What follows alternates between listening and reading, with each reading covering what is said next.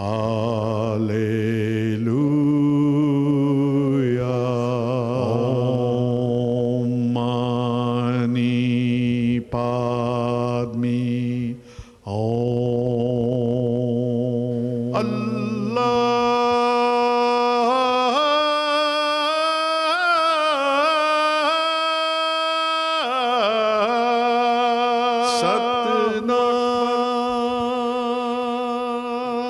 Welcome to Harmony and Diversity.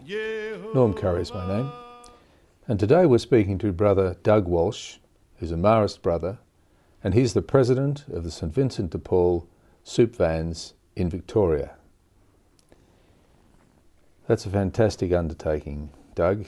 But before we get to talk about that, let's have a look at your faith journey. I think you joined the Marist order straight out of school, didn't you? I did, yes. Norm, yes. And what age were you then? I would have been just finished matriculation, 17. 17, yeah. And what happened? How did they induct you into the Marist group? Did you do training or? Yeah, well, I did some training, and it was the spiritual training for 18 months. Yes. Where, because I had chosen to look at a religious way of life, through that training, we really gained an understanding of what our promises would be to the order, and then essentially, in a sense, to God, because I was certainly coming from a Catholic tradition, brought up very much in that Irish Catholic tradition from a mother and father, and I just felt that that calling to really work with youth and to assist youth. And that calling, how do you think that calling, because that's a special calling, how do you think it arose? It's a very interesting question. I've often been asked that, and people say, why did you choose to be a brother? And in a sense, I know it was a calling because the mere fact that I still am a brother indicates to me that. But it was really a friendship with two young men who said, we want to give this a go. And I went with them. And, as life's gone on, they're great-grandfathers now, but that first couple of years, I think it was important because of probably the friendship I had with them. We shared, we're also, at school, we were quite active in different sort of social justice groups. So I think, that was the, I suppose, the initial ground that led me to my faith journey with the brothers. Yes, social justice. What sort of issues of key social justice would have been around in those days? What were the prominent ones? I remember we used to have with the Catholic missions in those days, and we were brought up to give our, in those days, pennies, or threepences, going back a bit, isn't it? To help the poor children overseas. That little, particularly during our season of Lent, which was the church's season, that we would go without things to assist people. I think also we were very strong through the brothers at the school that I was at, is in looking after other people. And I gained a lot of that from my family. I mean, Mum would never, if she found somebody in our little country town, didn't have something, that was her first concern. So it was that early training of looking after those who may be a little bit less fortunate. Yes, yes. Yes, it's interesting how it raised in that family context. It grew from that. Were you a part of a big family? No, we had Mum and Dad. I have two brothers, and a twin sister, and we lost a little baby at birth. Oh, okay. Yeah, so there were 5 of us. Yeah, which happens in those days. So, what age were you when you were doing this Marist training? That would have been 17, That would have been 18, 17, 18, 19. Right, and at And 19, we did a little bit of teacher training in those days. Right, yes. And I came out after 2 years with a religious training as well as with a certificate, primary certificate, from the Victorian Education Department. And then I was sent to Western Australia. So you were a teacher? Teacher, Yeah. primary teacher. Primary teacher. Yeah, I often say to people the best trained people are the primary teachers, even though I went on to teach secondary. Yeah. Well, in many ways, the critical teachers are the primary teachers for kids. That's for sure. And so you went on to Western Australia to teach. Yeah, I went on to teach.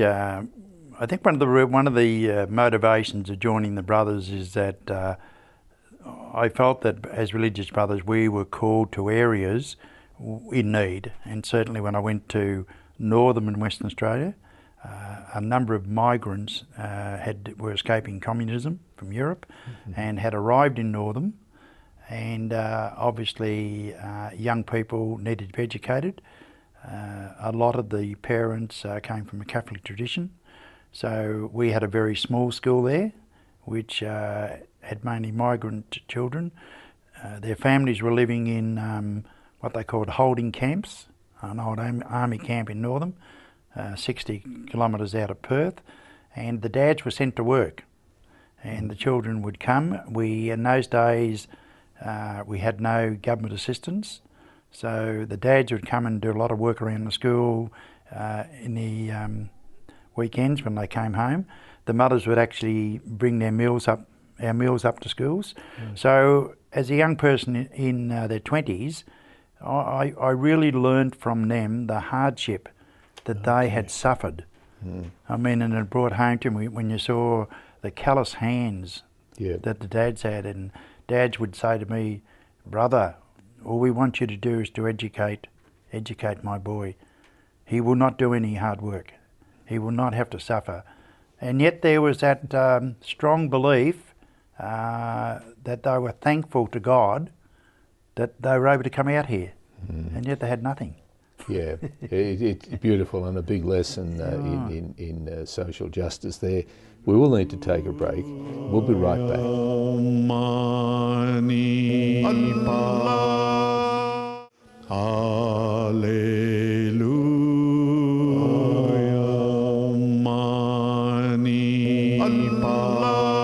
Welcome back to Harmony and Diversity.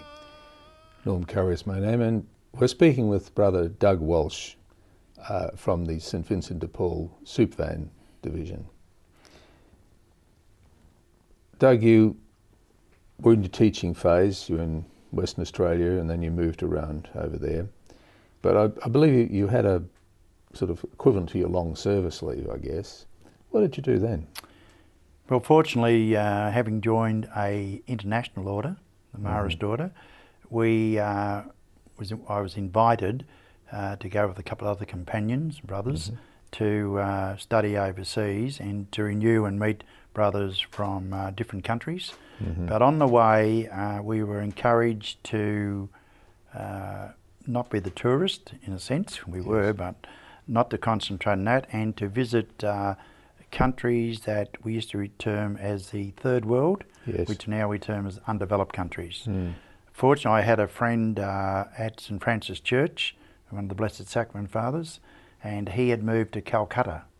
So I decided that myself and my companion John, another brother, we would head for Calcutta and stay with the Blessed Sacrament Fathers.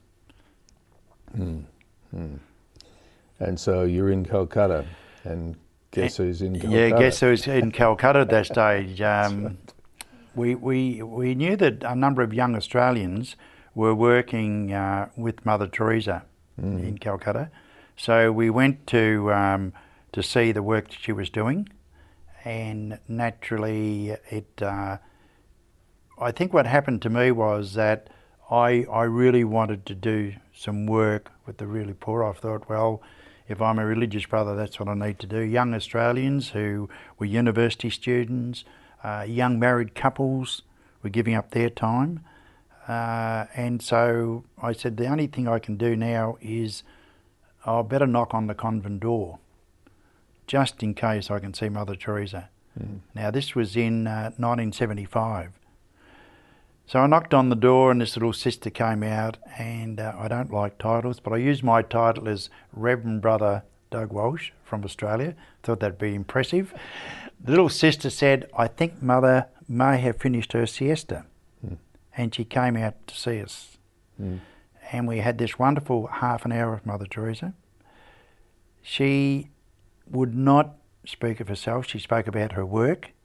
And she said to me, now, brother, what I want you to do tomorrow morning is to be at a certain station at 6 a.m. in the morning. And one of our brothers, the Mother Teresa's brothers, Brother Andrew, had worked with her. They're going out to teach in a slum area. So I waited at the station, was dragged onto this train, finished up in a slum area, and the Indian brothers were teaching the alphabet to these young people sitting on a muddy ground. And I was thinking, gee, in Australia, we wouldn't be doing this. But I noticed that the kids were saying A, B, C, whatever it was in Hindu. And I said, can I have the pointer? And of course I changed the teaching. And everyone was delighted. But while I was doing that, a crowd had gathered. Yes. And this lady, Mother, brought along a little cup of tea and gave it to me to say thank you. And I said, that was wonderful. And as I was coming back, one of the brothers, Mother Teresa's brothers, said to me, do you realise that that family won't eat tonight? Don't feel guilty. They appreciated you being there. So that really affected me. So I went back to Mother Teresa and I said, I think I should be here. And she said this, and I've often told people this. She said, brother, you go home. Where do you come from? I said, I come from Victoria originally. I've been teaching. She said, you go back to your own country and you find the poor. You find the poor in your own country. That's right. And you have to look for them.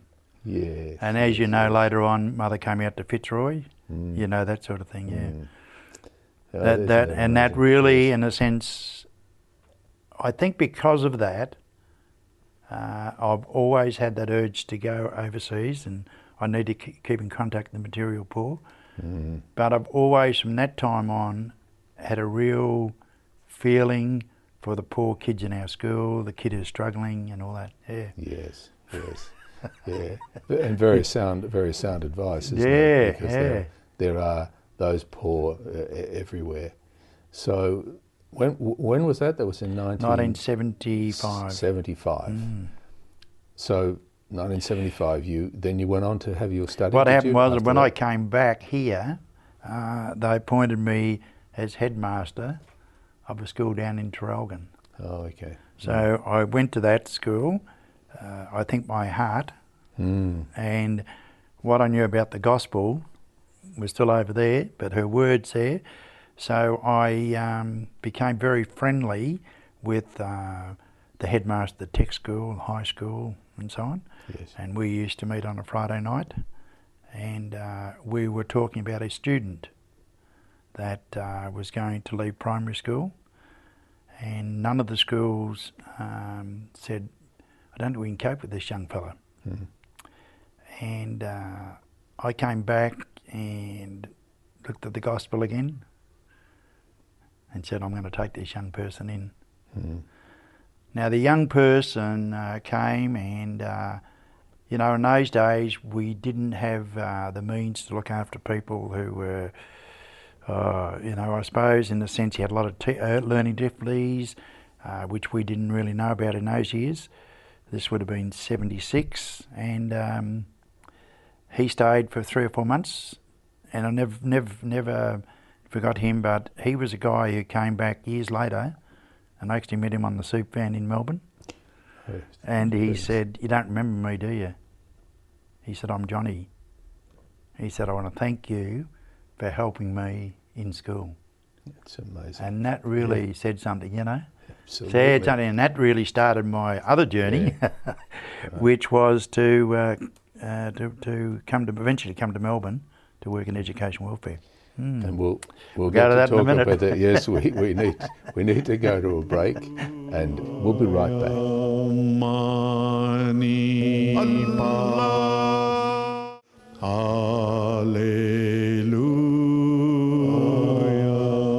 Mani Allah. Welcome back.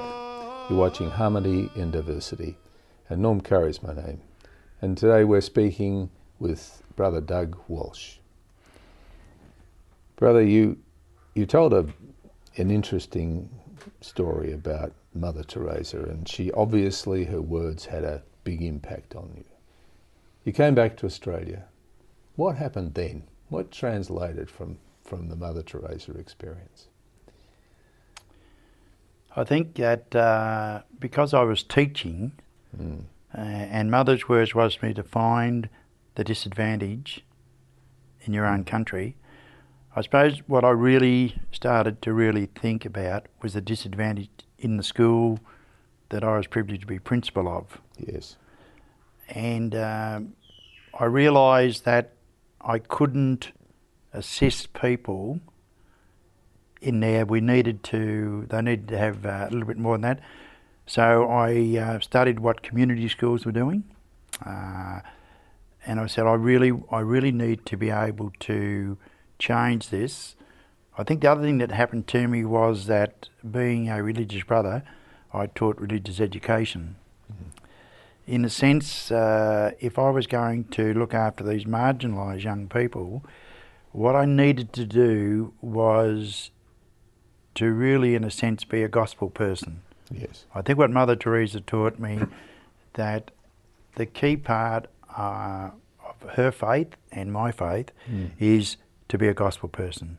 You're the Christ figure out there. You're the person who's going to go out and you're going to work with them, you're going to spend time with them. And that led me to ask the brothers, the order, could I come to Melbourne?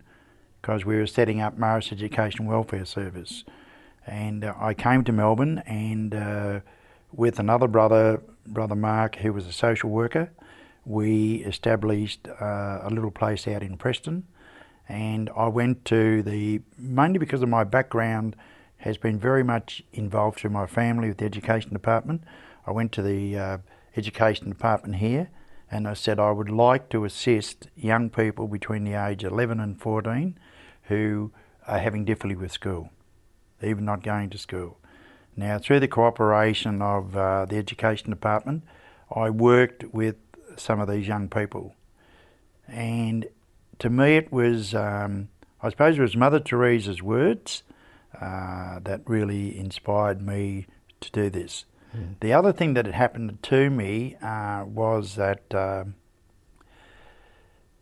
while this time was going on, I was fortunate to spend a little bit of time in the Philippines, and I became involved with a group of young women who were working in the slum area, and I once again had that material poor thing, but once again Mother Teresa's words, come back to your own country. And what I did was, when I saw these young people who would go to school in Manila, who had the privilege of doing that, would come home and teach their families, that led me then with these young people who were really struggling at school. Yep. And Father Pat Harvey gave me a hall in Fitzroy, and I used to bring them into there. And then I got university students to come. I said, you people have been through schools, you'll learn about social justice, you've got a feeling for the gospel. I want you to come give me 2 hours and sit beside these young people and be patient. And I think one of the successes was that a relationship was established between the young university student and these young people. Even though they misbehaved for a while, immediately they knew that this university student would come in the next day, their behaviour changed. And it was that relationship Yes. that really built. And to me, that's the essence of the gospel. You know, that Christ would have that relationship. Yeah.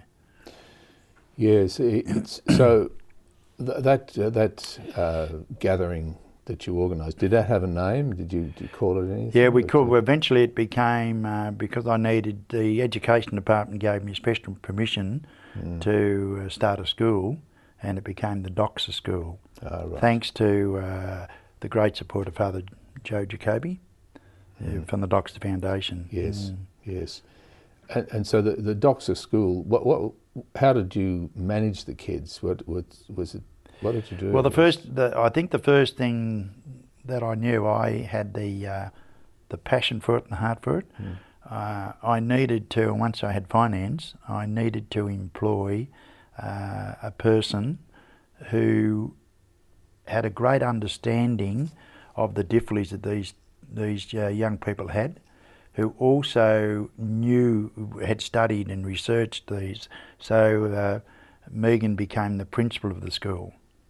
Now I wasn't able to assist them and to be able to individualise, just judge what they were, but I had the volunteers who Megan could direct, and Megan then had people on individual programs.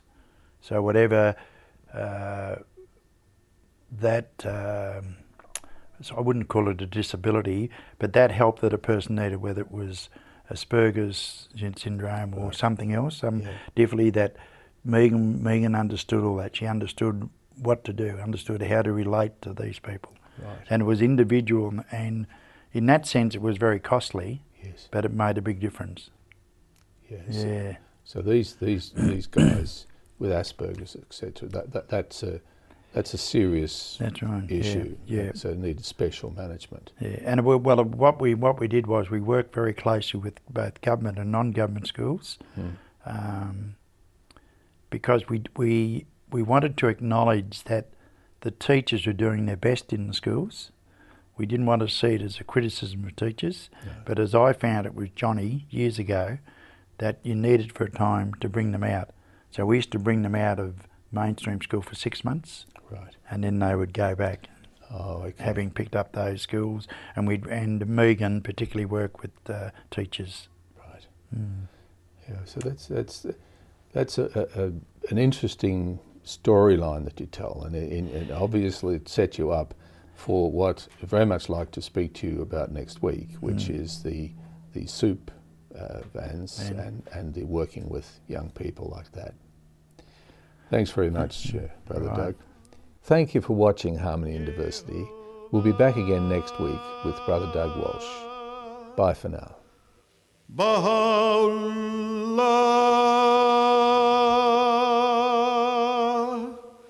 Shanti Om,